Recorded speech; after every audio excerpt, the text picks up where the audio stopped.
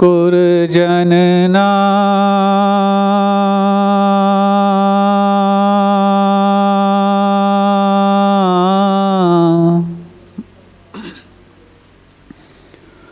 भौबीजाङ्कुरजनना रागाद्याक्षयमुपागता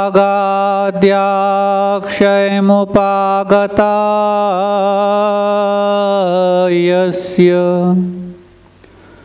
ब्रह्मा वा विष्णुर्वा हरो जिनो वा नमस्तस्मै। जो विद्यादिसागर सुधी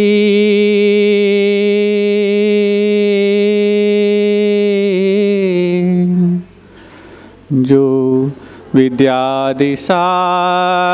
सुधी गुरु हैं हितैषी शुद्धात्म में निरत नित्य हितोपदेशी।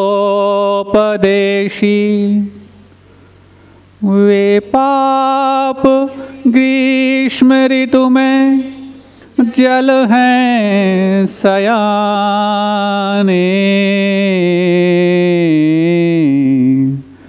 पूजो उन्हें सतत केवल ज्ञान पाने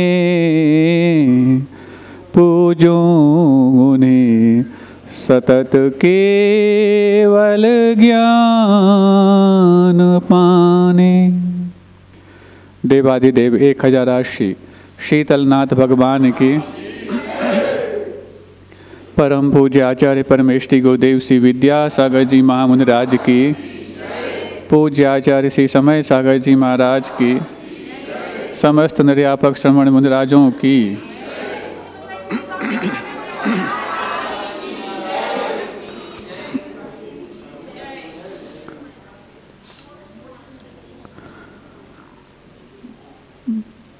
नदी का उद्गम जिस उद्गम स्थल से होता वो उद्गम स्थल भले ही किसी एक स्रोत के रूप में हो, लेकिन जब उस नदी का विस्तार होता तो वो स्रोत भी शोध का विषय बनता जाता।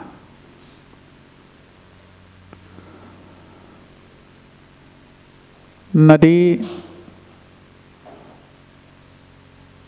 जहाँ से निकली है और जहाँ जहाँ से निकल करके जाती है, पता नहीं कितनों के दूषित मलों को और दूषित मनों को वो निर्मल करती चली जाती है।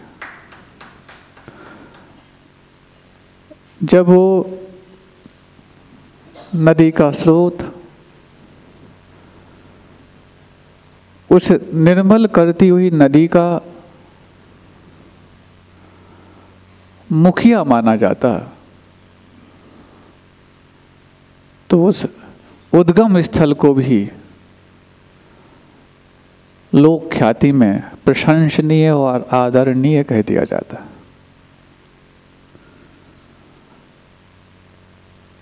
नदी निर्मल करती, इसलिए नदी और नदी का उद्गम स्थल दोनों प्रशंसनीय हो जाते। महापुरुष भी जब आम जनता के मनों को निर्मल करने के लिए कारण बनते, तो वो महापुरुष और महापुरुषों का वो वंश भी पूजनीय और प्रशंसनीय बनता चला जाता। ऐसे ही प्रायः करके आप लोगों ने सुना होगा कि जो महापुरुष होते हैं, ये महापुरुष हमारे जीवन में स्वयं तो प्रशंसनीय हैं ही, लेकिन जिस कुल और जिस वंश को वो अपने उत्पत्ति स्थान के रूप में ख्यात करते, वो वंश भी पूजनीय माना जाता। आपने सुना होगा तीर्थंकरों का भी जन्म जिन जिन वंशों में हुआ है, उसमें एक प्रसिद्ध वंश है जिसका नाम इक्ष्वाकु वंश है। और राम का भी जन्म जिस वंश में हुआ उसका नाम भी इक्ष्वाकु वंश है। इक्ष्वाकु का अर्थ क्या? इक्षु, इक्षु यानी समझते गन्ना, इक्षु रस बोलते ना आप लोग, तो इक्षु से इक्ष्वाकु बना है। ये इक्षु से इक्ष्वाकु क्यों बना, इसके पीछे भी एक बहुत रहस्य है। जैसे उस गन्ने का अथवा उस इक्षु का पोर पोर रसवान है, वैसे ही इक्ष्वाकु वंश का पोर पोर यशवान है। इक्ष्वाकु वंशी संपूर्णता में रस से भरे हैं और संपूर्ण जगत के लिए यश से भरे हैं। ये रसवान व्यक्ति ही यशवान हो सकता है, लेकिन वो रस सांसारिक रस न हो, संसार में रह कर के भी संसार से पार उतारने का उद्यम जिन्होंने अपने जीवन से किया है, वो रस अध्यात्म का हो चाहे आनंद का हो, वो किसी को भी रसिक बना सकता है और वो उस जीवन को प्राप्त करके अपने जीवन को भी यशस्वी बना सकता है।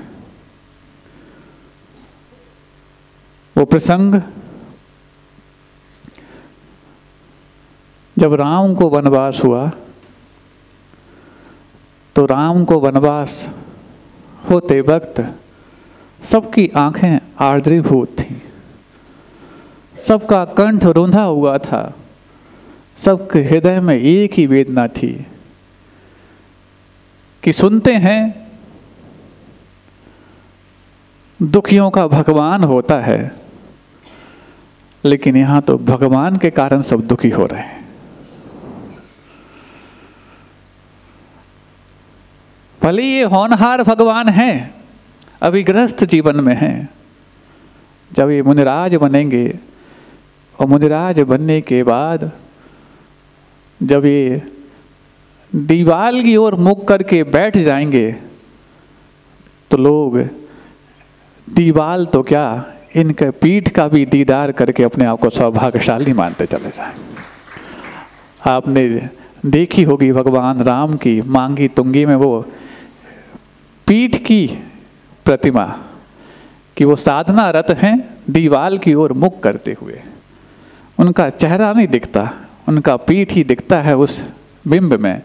तो भी पीठ को देख करके यही शिक्षा लेकर के प्रत्येक श्रद्धालु आता कि संसार की ओर पीठ कर देना भी अच्छे अच्छों के हृदय पर पीठासन बनाने के लिए कारण बन सकता है। तो जब वनवास हो रहा है, तो जो पीठासन पर विराजमान दशरथ हैं, उनसे रहा नहीं जा रहा। और सुनते हैं जनेतरों में कि 7 बार उन्होंने राम राम राम ऐसा पुकारा और राम नाम हो गया। लेकिन कौशल्या बहुत धैर्यशाली नारी है। इतनी धैर्यशालिनी है वो कि न सिर्फ खुद को संभालती है, बल्कि राम को भी एक सीख दे जाती है। वो कौशल्या कहती, सुन रहे हो, आप लोगों को भी देखना है, आप लोग के भी बच्चे होनहार राम हो सकते हैं, बशर्ते कि आप माँ के रूप में कौशल्या का किरदार निभाएं।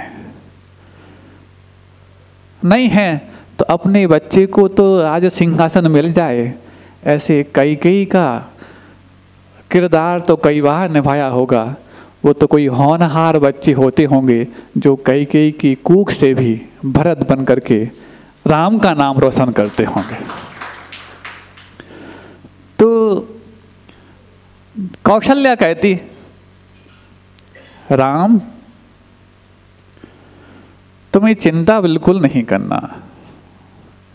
जबकि राम तो पहले से निश्चिंत हैं, लेकिन उसके बावजूद भी माँ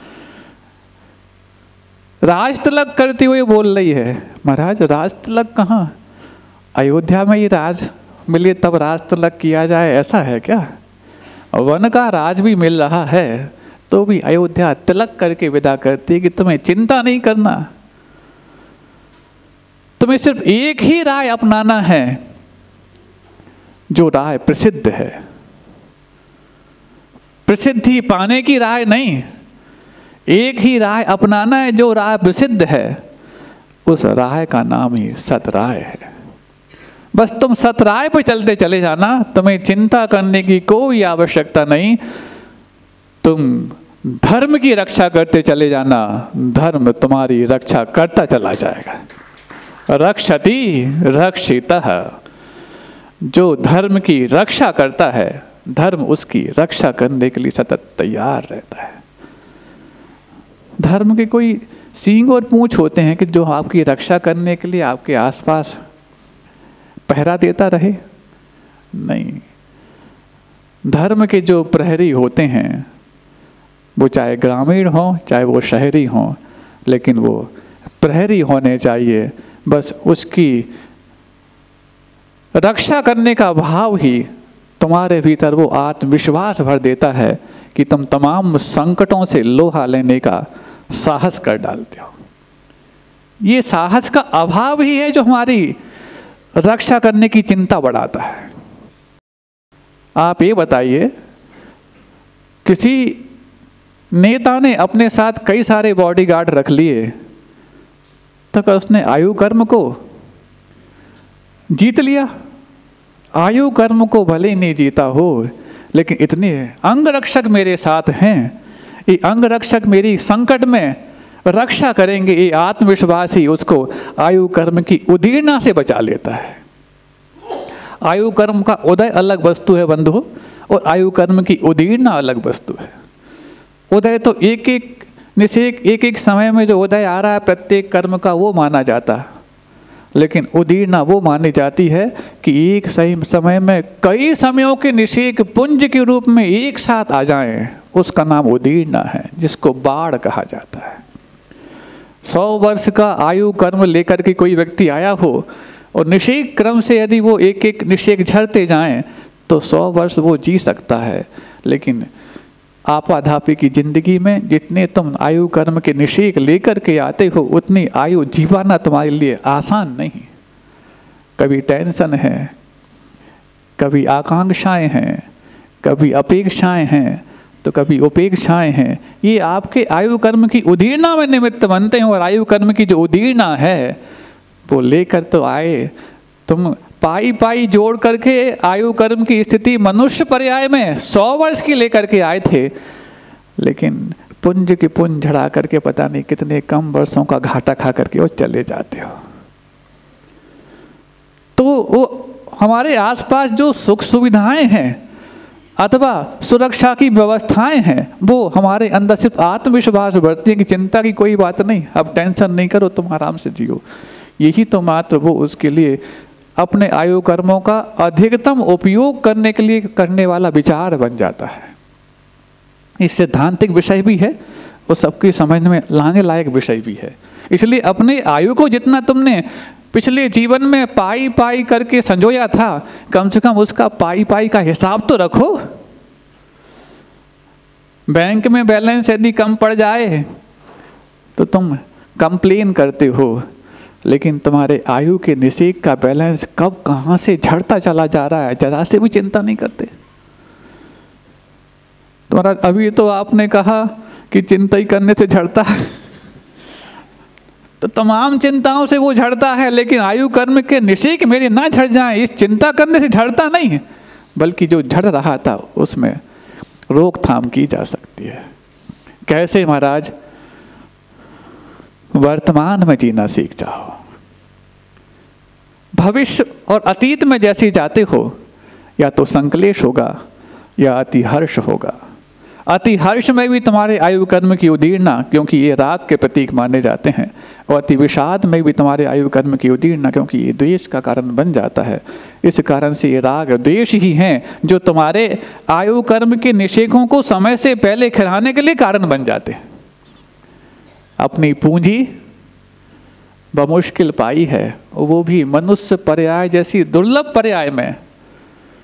किसी के उधार लेकर के तुमने मनुष्य पर्याय के आयु कर्म के निश्चय खरीद लिए हो? क्यों? दान देने के लिए भले ही किसी से उधार ले लो, कर्जा ले लो, लोन ले लो, लेकिन आयु कर्म को तुम न किसी से उधार ले सकते, न किसी के जीवन में असरण मृत काया में हर्षित निज जीवन डाल सकेगा क्या? ये गाते कि नहीं गाते? हाँ,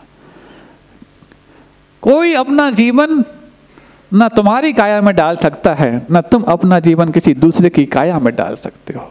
लेकिन ये माया जो इकट्ठी की जा रही है वो सिर्फ इसलिए कि हम अपनी उम्र को पूरा जी सकें, बल्कि उस उम्र को भी बढ़ा सकें। तुमको हमारी उम्र लग जाए, ऐसा गाते रहते। हंसी आती उस समय। सम्राट महाबल सेनानी उस क्षण को टाल सकेगा क्या? अशरण मृत काया में हर्षित निज जीवन डाल सकेगा क्या? उस सम्राट महाबली भी तुम्हारे अंदर एक निषेध तो डाल के दिखाए। रत्नों की वृष्टि करने वाला कुबेर, हम तो कह रहे, हम जैसे सामान्य व्यक्ति तो क्या, तीर्थंकर जैसे महापुरुषों के जीवन में एक निषेध बढ़ा के दिखा दे, तब जाने कि तुमने जन्म के बल्कि गर्भ के 6 महीने पहले से तुमने रत्नों की वृष्टि जो प्रारंभ की थी, तुम्हारे पास सामर्थ्य है कि तुम एक निषेध बढ़ा सको। नहीं बढ़ा सकता।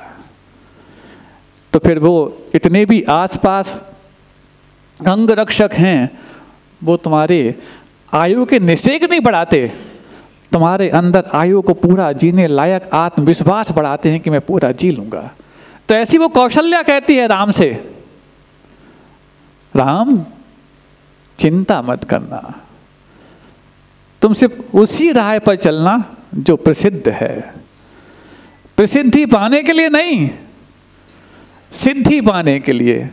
और सिद्धि पाने के लिए प्रसिद्धि की आवश्यकता नहीं, विशुद्धि की आवश्यकता है। और विशुद्धि के लिए जो सन्मार्ग पे, उस सन्मार्ग पे चलने की आवश्यकता है। धन्य है वो माँ जो अपने बेटे को वन में भेजते वक्त भी विशुद्धि बढ़ाने का पाथे रख रही है। पाथे समझते हो? पठौनी। आज तो कहाँ महाराज पठौनी की आवश्यकता है। अब तो जहाँ जाओ वहाँ तैयार मिलता है। हाँ, पहले तो पंगत में भी जाओ तो अपने घर से गिलास ले जाते थे, अपने घर से लोटा ले जाते थे। अब तो स्वाभिमान भी बेच करके आ जाते हैं। किसी के यहाँ भोजन करने जाओ, भिखारी और लुटेरे बन करके जाते हैं, स्वाभिमान को बेच करके और लाल तिलक लगवा के आ जाते हैं। कितनी घिनौनी बात है। अरे पहले किसी की बारात में अटैची उठाने कोई ना आए तो बारात में कोई जाता नहीं था। शायद तुम्हें अटैची उठाना इतना भारी लगा कि तुमने बारात ले जाना ही बंद कर दिया, बेटी वालों को अपने घर में लाना शुरू कर दिया। वो शब्द ही आज गायब हैं कि बुलौआ और चलौआ। बुलौआ को तुमने महिला संगीत जैसा घिनौना रूप दे दिया और चलौआ को तुमने अपने चाल चलन से चलायमान कर दिया। कहाँ गया वो स्वाभिमान? अरे जिल्लत की जिंदगी से तो खुददारी की एक रोटी अच्छी जो हम अपने हाथ से पका करके खा लेंगे, और तुम जिल्लत से वो ढेरों 100-150 व्यंजन खा करके आ भी गए तो क्या रॉबिन हुड में और तुम में कौन सा अंतर है? रॉबिन हुड का नाम सुना? क्योंकि आज की शिक्षा पद्धति में ऐसे ही चोर और लुटेरों का नाम सुनाया जाता है। कहाँ राम और भरत की बात सुनाई जाएंगी? वो तो कभी कभार महाराज जब मिल जाते हैं तो 4-5 दिन से रामायण भी ऐसी लगती है कि नई रामायण हो। लेकिन तुम्हारे बच्चों को तो वही रॉबिन हुड, जेम्स बॉन्ड, यही सब सिखाया जाता है। तब तो विद्यालय की शिक्षा विद्या का आलय नहीं है, विद्या का लय बन गई है। लय मतलब विलीन हो गई। आज सुनते हैं शाम को शिक्षकों के द्वारा जिज्ञासा समाधान होना है। समाधान वो करेंगे कि जिज्ञासा करेंगे भगवान जाने, लेकिन होना तो है। तो विद्यालय जहाँ पर विद्या का आलय होना चाहिए, आज वहाँ विद्या लय को प्राप्त हो रही है। इसीलिए शिक्षा के क्षेत्र में किन जीवन वृत्तों का बच्चों के लिए कथानक सुनाना आवश्यक है, ये भी आज सोचने वाली बात बन गई। जेम्स बॉन्ड, रॉबिन हुड और तमाम तरह के ऐसे किरदार जो चोर और लुटेरे के हैं, वो सुना करके तुम अपने बच्चों में साहूकारी के संस्कार देना चाहते हो, कहाँ तक संभव है? क्रांतियों को पढ़ा करके तुम अपने घर में शांति लाना चाहते हो, कहाँ तक संभव है? रूस की क्रांति, इसका युद्ध, उसका युद्ध, इतिहास इसी से भरा पड़ा है। अरे युद्ध के माध्यम से इतिहास को जान करके यदि हमारा भविष्य गौरवान्वित होता तो अनंत काल में अनंत युद्ध हो चुके हैं। लेकिन शुद्ध को जानने की ना चिंता बच्चों को रह गई, ना जनाने की चिंता बच्चों के माता पिता को रह गई। तब तो जाकर के आज विद्यालय से लौटने के बाद माता पिता की चिंता बढ़ जाती है कि अभी पढ़ लिख करके आ गया, अब क्या करेगा। अनपढ़ होता तो फिर भी निश्चिंत होते कि हमारे पास बैठा रहेगा, हमें ही खिलाना पड़ेगा, हम ही इसके लिए जिम्मेवार होंगे, इतना तो तुम्हें सुकून था। लेकिन पढ़ लिख करके तो तुम्हारी चिंता बढ़ गई कि अब ये क्या करेगा पता नहीं। ऐसे चिंता बढ़ाने से तो अपने बच्चों को अपने घर में पाल लेते तो अच्छा रहता, अपने घर में पढ़ा देते तो अच्छा रहता, वो अनपढ़ भी बना रहता तो और अच्छा रहता। आज जितनी ज़्यादा दिक्कतें पढ़े लिखों से हैं उतनी अनपढ़ों से नहीं है। जितनी ज़्यादा दिक्कतें विद्वानों से हैं उतनी बुद्धुओं से नहीं है। बुद्धू तो इतना ही है, जितना कह दो उतना कर लेगा, लेकिन बुद्धिमान बनने के बाद तो ये चिंता सताती है कि अब वो हम जो कहेंगे वो तो कहेगा नहीं, जो वो कहेगा मुझसे पता नहीं क्या क्या करवाएगा। इसलिए तुमने बुद्धिमान बनाया। तो महाराज बच्चों को क्या विद्यालयों से निकाल लें, हम ये कब कह रहे हैं। लेकिन विद्यालय होता क्या है? वो विद्यालय जो 100 जेलों को बंद करता है उसका नाम विद्यालय है। शिक्षा में और सीख में बहुत बड़ा अंतर है। शिक्षा अनियमित है, बल्कि शिक्षा एक सीमित है, लेकिन लर्निंग्स शिक्षा ये असीमित है। शिक्षा एक खाका है, एक कोर्स का, एक सिलेबस का। सिलेबस के खाके में तुमने बच्चों को भेज करके उस खाके में तो फंसा दिया, लेकिन कभी ये आंकने का प्रयास नहीं किया कि इससे कितनी सीख लेकर के आएंगे। स्कूल में जाकर के पढ़ लिख गया और वो तालीम पे खर्च की रसीदों को इकट्ठा करता चला गया। तालीम पे खर्च की रसीदें पहले भी बताया है कि डिग्रियां तो तालीम पे किए हुए खर्चों की रसीदें हैं। डिग्रियां तो तालीम पे किए हुए खर्चों की रसीदें हैं। हुनर तो वो है जो किरदार में झलकता है। ये किरदार वो नहीं जो डिग्री पाने वाले तुम्हारे बच्चों के किरकिरी लेकर के आता है।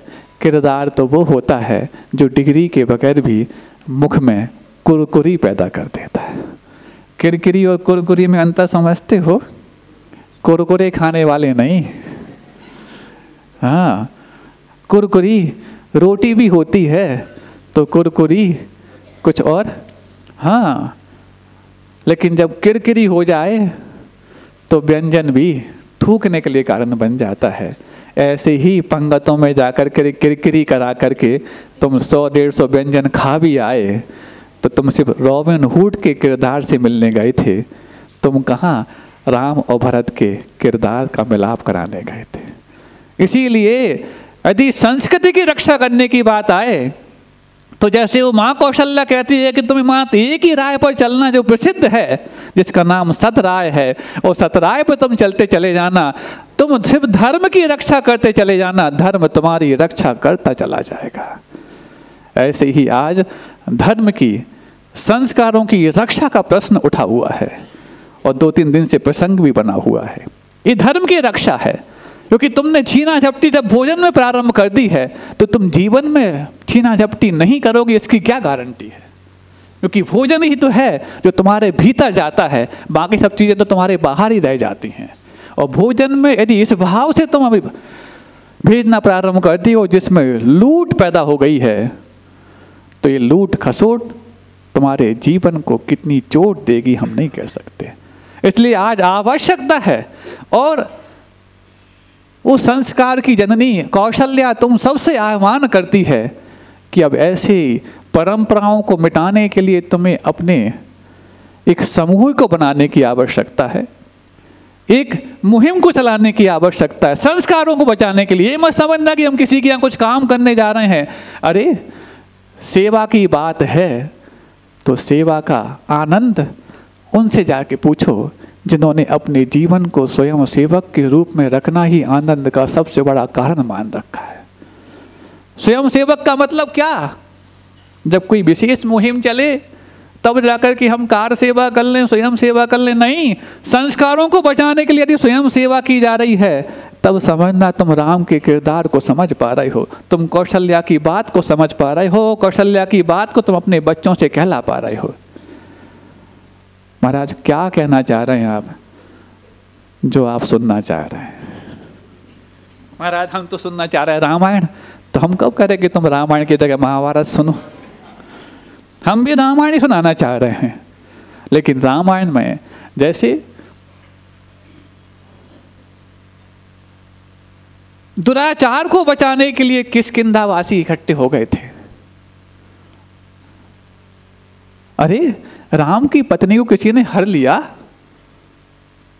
वो राम का विषय था, लेकिन नहीं, पर नारी का किसी ने यदि हरण किया है तो ये कुत्सित संस्कार है, इसको मिटाने के लिए वो सब इकट्ठे हुए थे। कौन? किष्किंधा के सारे योद्धा, जो राम सेना नहीं राम सेवा के लिए आए थे। ऐसी कुसंस्कारों को मिटाने के लिए यदि तुम्हारी कोई सेवा बनती है तो वो सेवा तुम्हारी सेना बने या ना बने, लेकिन वो सेवा संस्कारों के बचाए रखने के लिए बहुत बड़ी एक मेवा मानी जाएगी। संस्कारों को बचाए रखने के लिए ये मत समझना कि हम राम की सेवा करने जा रहे हैं, ये मत समझना कि इक्ष्वाकु वंश की सेवा करने जा रहे हैं, ये समझना कि हम संस्कारों को बचाने के लिए संस्कारों की सेवा करने जा रहे हैं। आज आवश्यकता है, जब वहाँ पर भोजन में लूट खसोट होती है तो दूसरों को विनय पूर्वक भोजन बनाने के लिए हम सेवा समूह बनाएं। क्या महाराज सुन रहे हो? समझ में आ रहा है कुछ? सेवा समूह बनाएं, महिलाओं को भी बनाना है और पुरुषों को भी बनाना है। जब भी किसी व्यक्ति के यहाँ सामूहिक भोज हो तो एक ऐसी टीमें तैयार हों जो टीम वहाँ पर सिर्फ परोसने के लिए पहुँचे। आप समझना, तुमने यदि ये टीम तैयार कर ली तो तुम्हारी किटी पार्टी से भी ज़्यादा रौनक तुम्हारी इस टीम में आएगी। वो तुम्हारी टीम को विशेष आमंत्रण देने के लिए आएंगे, वो तुम्हारी टीम को विशेष आमंत्रण देने के लिए आएंगे कि आप इतना बड़ा सेवा कार्य करने जा रहे हैं, सबसे पहले हमारा निमंत्रण कार्ड आप लोगों के लिए है।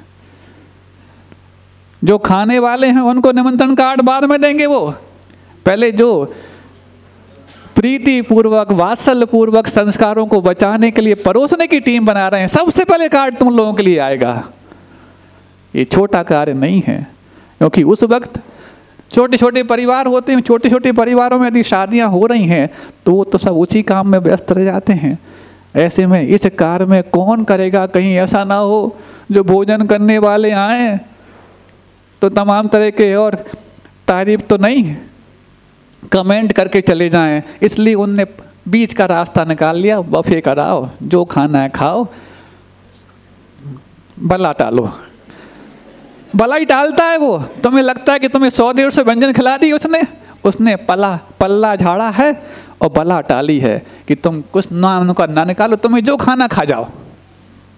और हम अपने स्वाभिमान को बेच करके उनके घर में पहुंच जाते हैं और जा करके पता नहीं क्या क्या खा के आ जाते हैं। ना शाकाहार मांसाहार का भेद करते, ना दिन और रात का भेद करते, और ना किसी प्रकार से अपने इज्जत का भेद करते। ये सब लुटा करके और वहाँ भोजन करके आना, इससे तो वो अच्छा है। वो समझते हो? वो का मतलब सागर वाले महाराज मतलब समझते हो क्या बोलते हैं? वो जिसको भक्ष अभक्ष में भेद नहीं, जिसको मारपीट खाने के बाद भी वहीं घुस करके खाना आता है, वो कौन होता है? बाकी सब प्राणियों के शरीर पर तो बाल शोभा को प्राप्त होते हैं, लेकिन एक प्राणी होता है जिसके शरीर पर बाल भी शोभा को प्राप्त नहीं होते, उसकी और शोभा घटा देते हैं। कौन है वो? भले ही वो आवास दान में प्रसिद्ध हुआ है, लेकिन भोजन के मामले में तो सब घृणा का पात्र बनता है। ऐसी भी घृणास्पद भोजन करने के लिए प्रसिद्ध वो है, ऐसे तुम दूसरों के यहाँ जब झपट्टा मार करके और भक्ष अभक्ष का विवेक किए बगैर खाने जाते हो तो अपने आप को वो ही साबित करा करके आते हो। हम तो उसका नाम आवास दान में भले ही लें, लेकिन भोजन के मामले में उसका नाम भी लेना नहीं चाहते। समझ रहे हो? महाराज आपने क्या कह दिया? हाँ बिल्कुल सही समीक्षा, गलत हो तो बता दो। अच्छा, इसमें उसको डंडा भी मारते जाओ तो घुस के जाएगा। उसको अच्छी एक तरफ अच्छे व्यंजन स्वादिष्ट रखा दो, नहीं तो वहीं जाके खाएगा। ऐसी तुम जब फास्ट फूड की वो कीचड़, हाँ फास्ट फूड का वो मलबा, हलवा नहीं मलबा खा करके आते हो वहां पर, तो अपने आप को वही साबित करके आते हो। हाँ क्यों? अब यहाँ सुनने में क्यों नाक सिकोड़ी जा रही है? उस समय तो बहुत ऐसे करके आते हो, नाक बड़ा करके आते हो। और अब जबकि इस बार 8-15 दिन बाद शादियाँ चालू होने वाली हैं, जब तुम्हारी वहाँ पर नाक सिकोड़ी ना जाए तो हम समझेंगे। फिर तो सुना है कि शुरुआत में कुछ सज्जन लोग सज्जन प्रीति भोज देने लग गए हैं, आगे देने वाले हैं, तो ये परिपाटी बंद ना हो। ऐसा ना हो कि जैसे पहले कई बार ये परंपराएं बन गई और लुप्त हो गई। परंपराएं भले ही तुम बंद कर देना, लेकिन ये शब्द तुम्हारे कानों में गूंजने से बंद नहीं होंगे कि जब भी इस प्रकार की दूषित परंपरा में तुम भोजन करके आओगे तो अपने आप को वो कहलाओगे। ये वो शब्द ही पर्याप्त है, ज़्यादा कुछ व्याख्या करने की आवश्यकता है ही नहीं। हाँ, ये छीना झपटी, ये भक्ष अभक्ष का भेद खराब करना, दिन और रात का भेद। सोचो लक्ष्मण क्या बोलता है कि मैं यदि असत्य बोलूं तो मेरे लिए वो कर्म का बंध हो जो रात्रि भोजन करने पर बंधता है।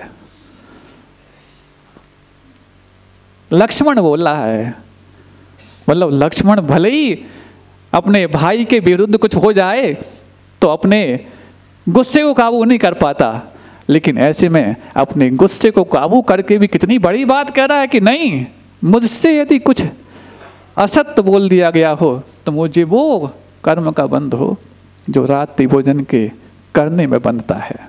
और तुम दुनिया के सामने अपने आप को रात्रि भोजन करके और ये मानते हम तो मॉडर्नाइज हो गए हैं।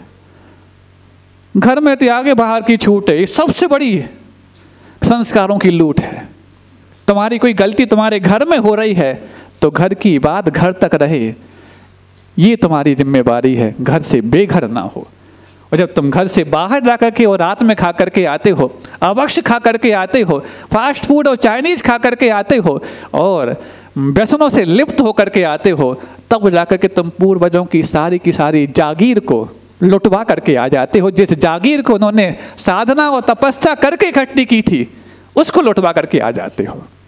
और जब वो रात की शादियां होती हैं, सुना है 60% तक लोग, क्या है ये, इसको मंगल परिणय बोलते हो?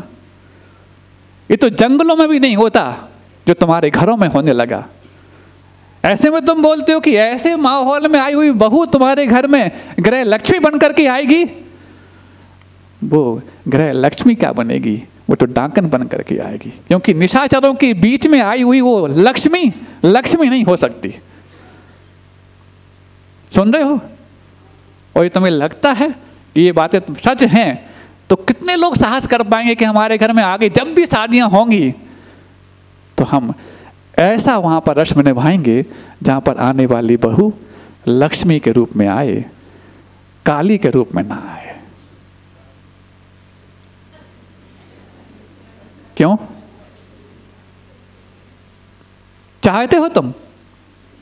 काली को हम कोई अलग नहीं करना चाह रहे, बल्कि काली शब्द तुम्हारे लिए यदि अच्छा नहीं लगता तो फिर एक और शब्द है जिसको आप बहुत अच्छे से नाम लेना अच्छा नहीं, जो कि कहीं अनावश्यक उसका कोई तूल ना दे दे, लेकिन आप हमारे भाव को समझ रहे होंगे। है साहस कि तुम्हारे घरों में जब भी आपके बच्चों की कभी शादियां होंगी, कम से कम अपने बच्चे के बारे में कर लो, तुम दूसरों के बारे में नहीं कह पा रहे हो तो।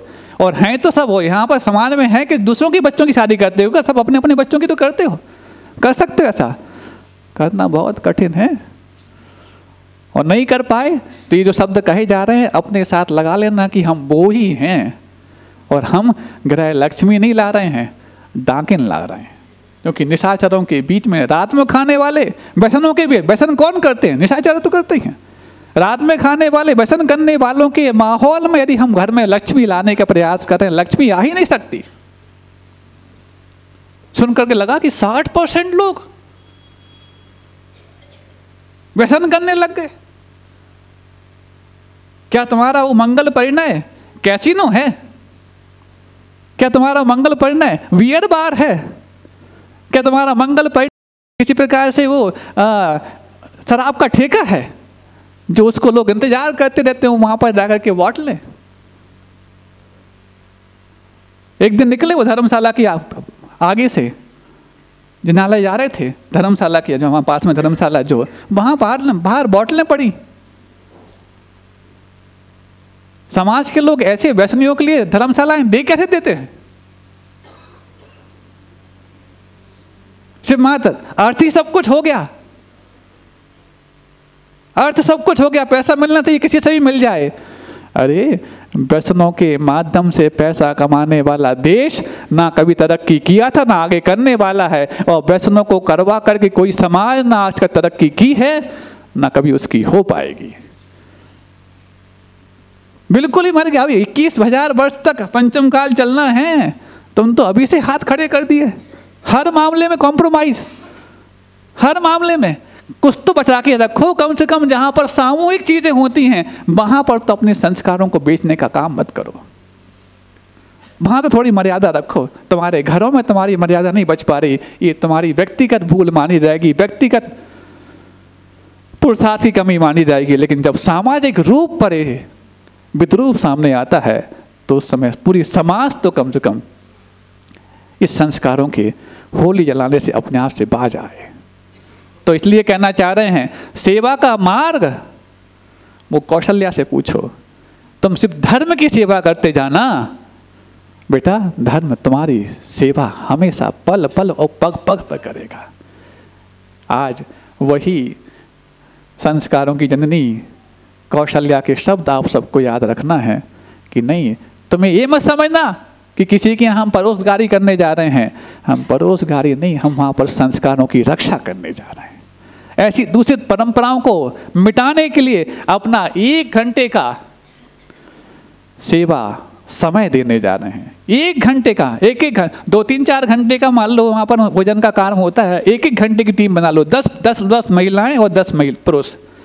10 1 घंटे में जाएंगे, दूसरे 10 1 घंटे में जाएंगे, ऐसे 30-40 महिलाएं और 30-40 पुरुष भी तैयार यदि हो गए तो बस ये परंपरा जीवंत हो जाएगी और वर्षों वर्षों तक मुंगावली समाज का नाम पूरे भारत और विश्व में रोशन हो जाएगा। हो सकता है, तालियों से नहीं, हो सकता है, हो सकता है।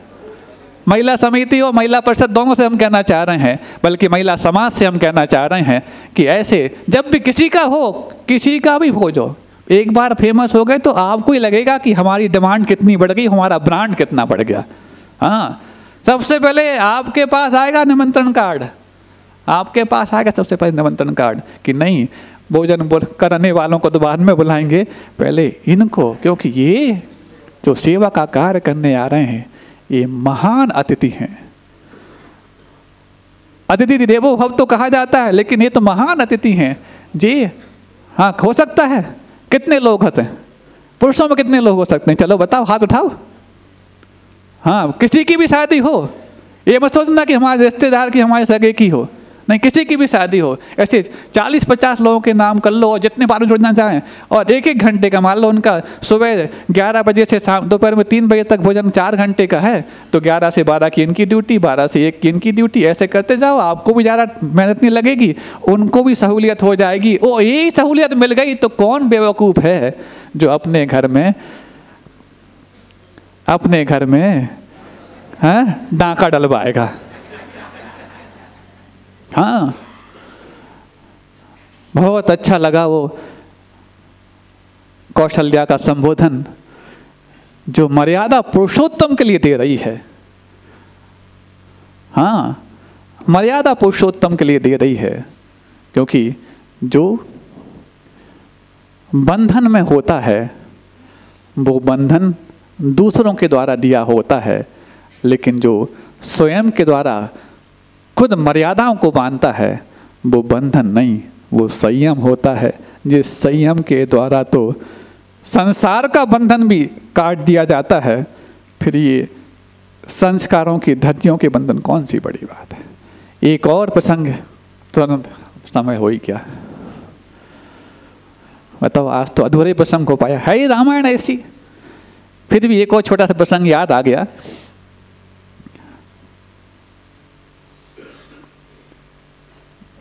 गुरु के माध्यम से जब राम लक्ष्मण सभी इक्ष्वाकु वंशियों के लिए शिक्षा दी गई तो कई प्रकार की बातें सुनाई उन्होंने, कई प्रकार की बातें बताई। उनमें से एक बात है, लेकिन वो समय इतना हो गया है कि शायद आज पूरी ना हो पाए।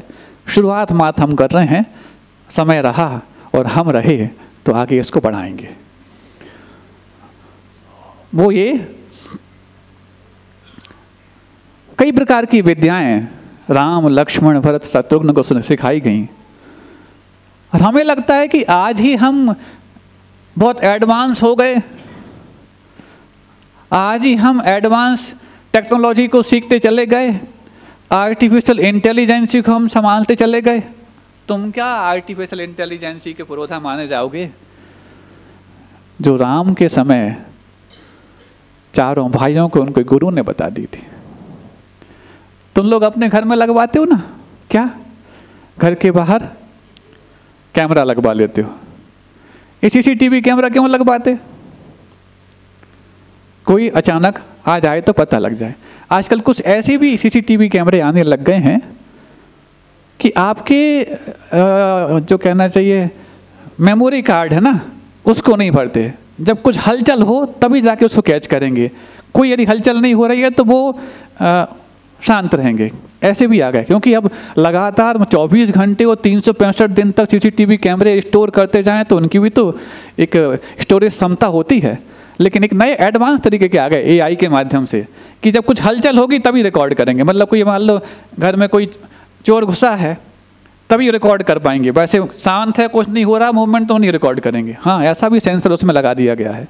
भले ही वो बंदर कूद गया हो, पक्षी आ गया तो रिकॉर्ड कर लेंगे। मतलब कोई भी मूवमेंट है तब रिकॉर्ड की जाएगी, बाकी नहीं की जाएगी। ऐसे ही राम के गुरु ने लक्ष्मण को एक विद्या सिखा दी। कौन सी विद्या? आंख खोल करके सोने की। सुन रहे? आज का विज्ञान विश्वास नहीं करेगा कि आंख खोल करके सोया जाता है, या तो जागा जाता है या फिर आंख बंद करके सोया जाता है।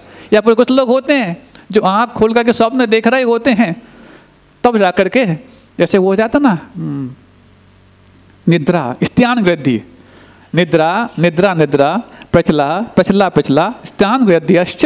तो स्त्यान वृद्धि निद्रा होती है जिसमें ऐसे बीभत्स कार्य भी कर लिए जाते हैं जो एक सामान्य अवस्था में संभव नहीं, ऐसे रौद्र कार्य कर लिए जाते हैं, साहसपूर्ण कार्य कर लिए जाते हैं, वो तो एक निद्रा का विशेष हो गया। लेकिन इनको सामान्य निद्रा भी आँख खोल करके, कुछ लोग होते हैं गाड़ी चलाते चलाते सो जाते हैं, हाँ ड्राइवर सो जाते हैं, वो पहुँच जाते हैं लेकिन समय पर, वो तो बड़ी गाड़ी तो बहुत दूर की बात है, बड़ी गाड़ी तो बहुत दूर की बात है, वो झपकी आना अलग बात है, वो तो फिर एक धोखा हो जाता है। लेकिन वो टू व्हीलर चला रहे हैं और उनको पता है ऑफिस से यहाँ तक जाना है, वो पहुँच भी जाते हैं, वो सो भी जाते हैं उसमें, लेकिन फिर भी आंख बंद करके सोते होंगे या जो भी उनकी व्यवस्था रहे वो। लेकिन लक्ष्मण को विद्या प्राप्त हो गई आंख खोल करके सोने की, क्योंकि शायद गुरु पहचान गए होंगे ये लक्ष्मण वो सेवा भावी है जो अपने भाई की हर संकट में रक्षा भी करेगा और सेवा भी करेगा। और यदि रात्रि काल हो तो भाई जब शयन करे तो ये सेवा कैसे करेगा, इसको भी शयन करना पड़ेगा।